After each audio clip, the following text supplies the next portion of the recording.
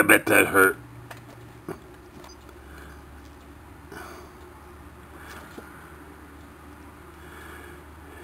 Ooh, he's trying to get me. The stinger's there. Look at that stinger.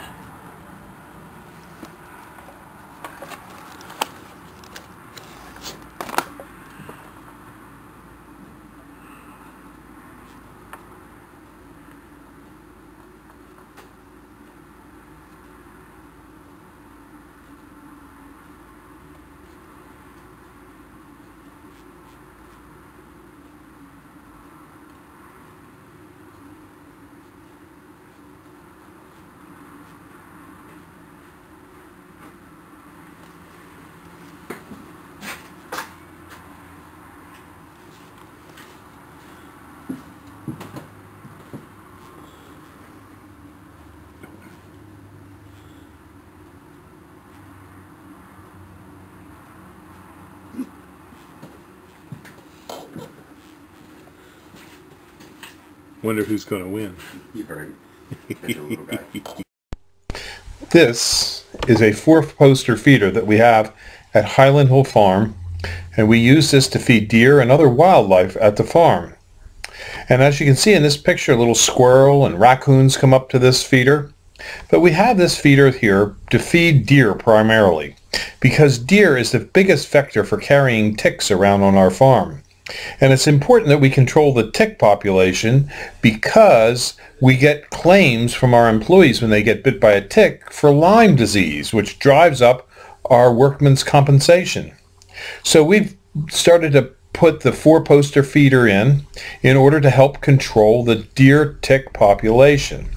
The 4-poster feeder is very effective in helping control the deer tick population in an area, because it's been tested by the U.S. Department of Agriculture and found to be upwards to 92 to 98% effective over a 2-year period in eliminating ticks from an area.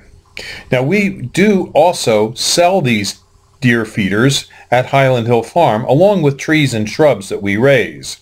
It's a low-use feeder. In other words, the deer only eat about 1.5 pounds per deer per day of whole corn from the feeder, which means you don't have to have a lot of corn to feed a bunch of deer, because a deer could eat upwards to 50 pounds of food a day, but corn only 1.5 pounds. So it's not a high-use feeder, but the deer do frequent it enough, and when they do, they get a ticicide on their ear that kills the Lyme tick. It's the same ticicide that you use on your dog, and also you spray on your clothing to keep deer ticks away. It is an effective way of managing the deer tick population. And it's sort of funny, because why does a tree farm want to encourage deer to come to the farm? Well, just because of that. But notice, if you will, that we're growing Norway spruce in this area.